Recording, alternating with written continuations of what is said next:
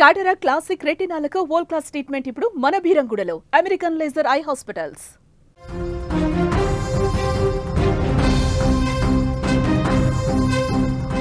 పాకిస్తాన్ పై భారత్ గెలవడంతో దేశవ్యాప్తంగా సంబరాలు అంబరాన్నంటాయని చెప్పుకోవచ్చు. బార్డర్లో ఇండియన్ ఆర్మీ సెలబ్రేషన్స్ కూడా ఒక రేంజ్ లో చేసుకుంటుంది. జై భారత్ అంటూ కూడా ఎమోషనల్ అవుతుంది. క్రాకర్స్ కాలుస్తూ డాన్స్ చేశారు ఆ జవాన్లు కూడా. వాళ్ళు ఎంత సంతోషంగా అక్కడ సంబరాలు చేసుకుంటున్నారో కూడా ఆర్మీ జవాన్లు ఒకసారి మనం విజువల్లో చూడొచ్చు. డాన్స్లు వేసుకుంటూ కూడా వాళ్ళ ఆనందానికి అక్కడ అవధులు కూడా లేవని చెప్పుకోవచ్చు. బోర్డర్లో ఇండియన్ ఆర్మీ ఒక రేంజ్లో అంబరాన్ని అంటేలా సంబరాలు చేసుకుంటూ ఉంది. అక్కడ మన సెలబ్రేషన్స్ కూడా ఏ విధంగా ఉన్నాయో కూడా మనం చూడొచ్చు. వాళ్ళ ఆనందానికి అవధులు లేకుండా పోయాయని కూడా మనం అక్కడ చెప్పుకోవచ్చు. భారత్ ఇండియా మధ్య క్రికెట్ అంటే ఒక ఎమోషనల్గా మనం ఎప్పుడు చూస్తూ ఉంటాం. ఇరు దేశాల అభిమానులు కూడా భావోద్వేగంతో ఉంటారు. పాకిస్తాన్ ఇండియా మ్యాచ్ అంటే ముఖ్యంగా ఇండియా ఫ్యాన్స్ ఒక భావోద్వేగంతో ఏడ్చేసిన రోజులు కూడా ఎన్నో ఉన్నాయని చెప్పుకోవచ్చు. ఇదిలా ఉంటే పహల్గామ్ దాడి తర్వాత ఇరు దేశాల మధ్య క్రికెట్ అంటే ఎప్పుడూ లేనంతగా హైప్ క్రియేట్ అయిందని కూడా చెప్పుకోవచ్చు. ఈ నేపథ్యంలోనే ఆసియా కప్లో ఎన్నో ఉద్రిక్తత క్షణాల్ని మనం చూసాం.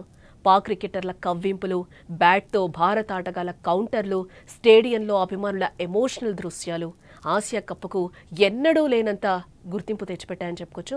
అయితే నిన్న ఆసియా కప్ ఫైనల్లో పాకిస్తాన్పై భారత్ జట్టు గెలవడంతో బోర్డర్లో జవాన్లు సంబరాలు ఒక రేంజ్లో చేసుకున్నారు.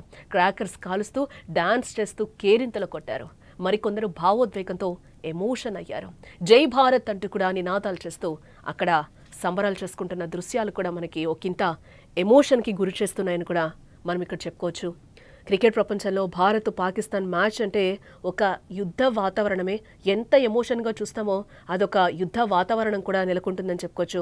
కేవలం మైదానంలోనే కాకుండా మైదానం వెలుపల కూడా ఈ రెండు జట్ల మధ్య ఉద్రిక్తతలు కొనసాగుతూ ఉంటాయి. తాజాగా దుబాయ్లో జరిగిన ఆసియా కప్ 2025 ఫైనల్లోనూ ఇదే జరిగిందని చెప్పుకోవచ్చు.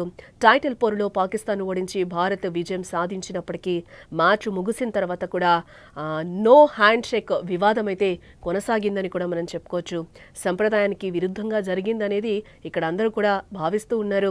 సాధారణంగా ఏదైనా క్రికెట్ మ్యాచ్ ముగిసిన తర్వాత విజేత జట్టు ఓడిన జట్టు క్రీడాకారులకు క్రీడా స్ఫూర్తిని ప్రదర్శిస్తూ కరచాలనం చేయడం కూడా ఒక సంప్రదాయంగా వస్తూ ఉంటుంది.